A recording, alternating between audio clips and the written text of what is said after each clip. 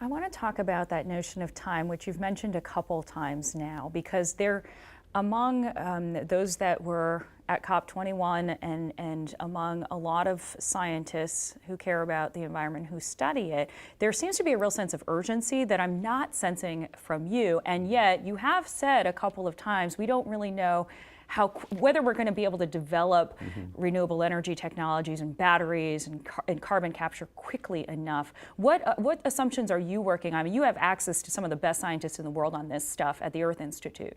Well, the technologies are uncertain, but I know people are working on, battery technology is a major emphasis in our engineering school. It's a major emphasis in all of the engineering schools that I know of, the top schools.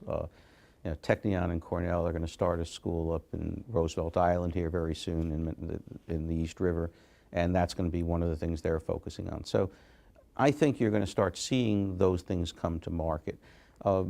So many of the things that have transformed our lives have come out of our research laboratories. And they've come quickly. Yes, and think about GPS. Again, what would life be without being able to look at your smartphone and figure out where you're going? I don't even know how to read a map. Right, right.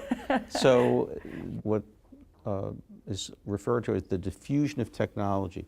Nobody really knows which technologies will come and be transformative and how fast they'll be used and what price they'll be sold at. But they're coming, and they have been coming. We see the trend lines already. I mean, imagine nanotechnology applied to batteries and solar cells.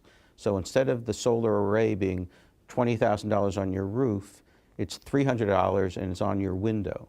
And the battery, instead of it being the size of your wall, is the size of your laptop. I mean, I can imagine that, just given how even in my lifetime I've seen so many advances. But are you confident that these technologies will be deployed quickly enough to avoid potentially catastrophic effects of climate change? I believe they will be, largely because I think it's so important and so many people are working on it that and we've already seen the prices starting to come down. We're not at that tipping point. We're not at the point yet where people are saying, I'm going to disconnect from the grid. But I'll tell you, I used to ask my students all the time, how many of you have landlines in your apartments or dorm rooms? And when I first started to ask, half, two-thirds, then I don't even ask the question anymore. A few years ago, it went to 0. So they disconnected. Now the young people are disconnecting from cable television. They're getting TV through the wireless or through the internet, right? So those technologies are being diffused very, very quickly. It's so quickly we don't even notice it while it's happening, except if you own a cable service, you know what's happening. So when that happens to electricity, imagine when electricity becomes so inexpensive, if your home renewable energy kit costs you $500, period, costs you $300, why connect to the grid? Right. Especially if your battery is really reliable. And is that going to happen? Absolutely, it's going to happen. Yeah.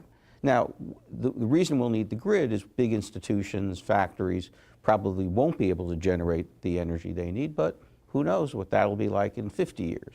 But I do think the technologies are coming.